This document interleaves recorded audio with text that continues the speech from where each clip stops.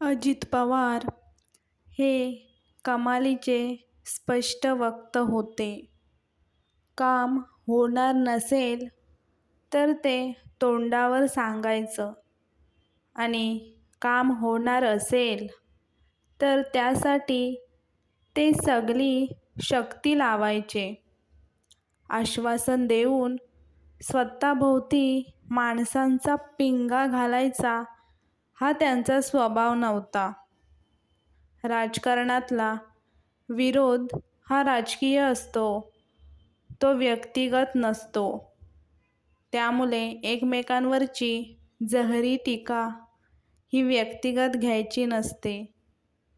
हे भान असलेले नेते महाराष्ट्रात कमी होत चालले आहेत.